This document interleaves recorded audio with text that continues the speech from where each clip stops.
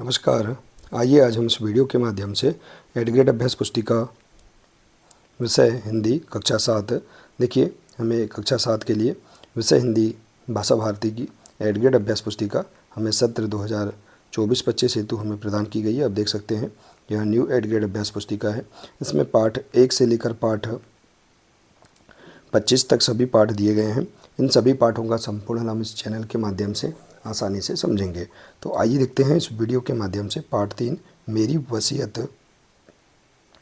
इस पाठ के सभी प्रश्नों के आंसर हम किस प्रकार से अपनी हिंदी की पाठ्यपुस्तक से पूर्ण कर सकते हैं, आइए हम समझते हैं। देखिए, यदि आप इसी प्रकार से इसके आगे के अन्य सभी पाठ का संपूर्ण हल आप समझना चाहते हैं तो आप हमारे इस चैनल से जुड़े रहिए और इस चैनल को सब्सक्राइब अवश्य कर लें। साथ ही बेल आइकन को प्रेस जरूर कर लें ताकि आने वाले नए वीडियो सबसे पहले आप तक पहुँचते रहेंगे। तो आइए देखते हैं पाठ 3 मेरी वसीयत। इस पाठ के सभी प्रश्नों के आंसर देखिए, यहाँ पर पाठ के पूर्व की तैयारी दी गई है। इसके बाद दिया है देखिए बहुविकल्पी प्रश्न। इनमें से देखिए सभी प्रश्नों में 4 विकल्प दिए गए हैं। इनमें से आपको एक विकल्प सही करना है। तो पहला प्रश्न है, गंगा में अस्थियों का विसर्जन करने के पीछे नेहरू जी की गंगा के प्रति मान्यता थी। तो इसका राइट आंसर है प्रेम भावना, सी नंबर का। इसके बाद है प्रश्न दूसरा, नाकाब याबी शब्द में उपसर्ग है, ना उपसर्ग है। इसके बाद देखिए प्रश्न तीसरा, इलाहाबाद यानी प्रयागराज के पास बहने वाली नदी है। तो इसका राइट आंसर है गंगा नदी। इसके बाद है, मरने के बाद शव को जलाने की क्रिया दाह संस्कार कहलाती है, 100 नंबर का राइट आंसर है। प्रश्न 5, पुराण शब्द में एक प्रत्यय लगाकर बना शब्द है पौराणिक, बी नंबर का राइट आंसर है। तो इस प्रकार से आप यहाँ पर सही विकल्प वाले प्रश्नों को हल कर सकते हैं। इसके बाद देखिए अगला प्रश्न है, नीचे दिए गए शब्दों में से उचित शब्द चुनकर रिक्त स्थानों की पूर्ति कीजिए। प्रश्न 6वां है, देखिए यहाँ शब्द दिए, इनमें से आपको रिक्त स्थान भरना है। प्रश्न 6वां है, नेहरू जी ने अपनी अस्थियां इलाहाबाद भेजने की इच्छा व्यक्त की। हिमालय की चोटियां बर्फ़ से ढकी हैं। प्रश्न 8 है, नेहरू जी के अनुसार सुबह के समय को गंगा नदी मुस्कुराती व उछलती दिखाई देती है। प्रश्न 9 है, भारत एक खोज नामक पुस्तक जवाहरलाल नेहरू जी ने लिखी। और इसके बाद है, अनाधिकार शब्द में शब्द से उपसर्ग हटाकर बनने वाला शब्द है अधिकार। तो इस प्रकार से हम यहाँ पर रिक्त स्थानों की पूर्ति कर सकते हैं। इसके बाद देखिए अगला प्रश्न है अति लघुत्तरी प्रश्न। प्रश्न 11 है, मेरी वसीयत पाठ के लेखक कौन है। तो इसका राइट आंसर देखिए, मेरी वसीयत पाठ के लेखक पंडित जवाहरलाल नेहरू जी हैं। प्रश्न 12, कामयाबी शब्द में ना उपसर्ग जोड़कर नाकामयाबी शब्द बना है। इसी तरह ना उपसर्ग जोड़कर कोई दो शब्द बनाइए। तो देखिए ना उपसर्ग से बना शब्द, ना धन मुमकिन बराबर नामुमकिन, ना धन बालिग बराबर नाबालिग। प्रश्न 13 है, किसके बदले में कुछ भी दे पाना मुमकिन नहीं है, पाठ के आधार पर बताइए। तो प्रेम के बदले में कुछ भी दे पाना मुमकिन नहीं है। इसके बाद है प्रश्न 14, फ़क्र और दरख्वास्त शब्द का हिंदी रूप बताते हुए वाक्य में प्रयोग कीजिए। तो देखिए इसका राइट आंसर,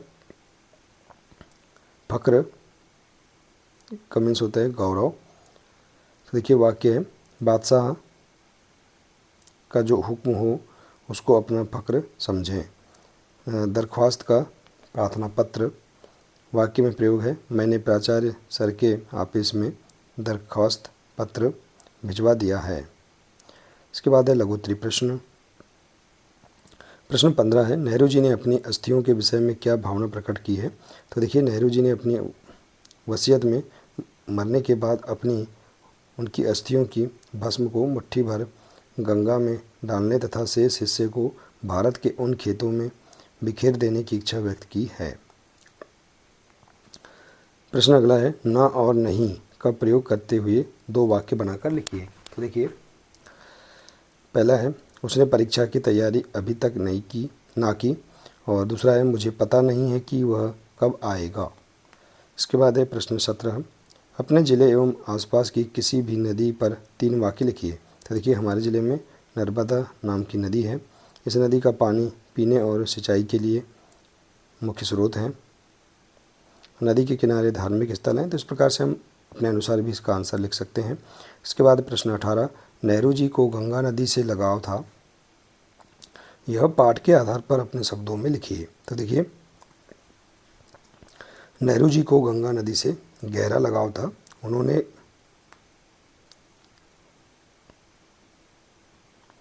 गंगा को करीब से देखा और उसकी बदलती सुंदरता को अनुभव किया। उनके लिए गंगा भारतीय सभ्यता का प्रतीक और जीवनदायक स्रोत है। इसके बाद है दीर्घोत्तरी प्रश्न। प्रश्न 19, नेहरू जी पुरानी रीति रस्मों की जगह आधुनिक रीतियों के पक्षधर थे, क्यों? तो देखिए, नेहरू जी पुरानी रीति रस्मों की जगह आधुनिक रीतियों के पक्षधर थे क्योंकि वह चाहते थे कि भारत के लोग इन रीति रस्मों की जंजीरों को तोड़ कर बाहर निकल जाए, क्योंकि यह रस्में हमारे देश भारत को आगे बढ़ने से रोकती है। इसके बाद देखिए अगला प्रश्न, किन्हीं दो महापुरुषों के चित्र चस्पा कर उनके बारे में 5-5 वाक्य लिखिए।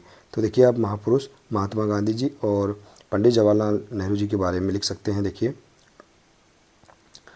इस प्रकार से, देखिए महात्मा गांधी ने अहिंसा का मार्ग अपनाया।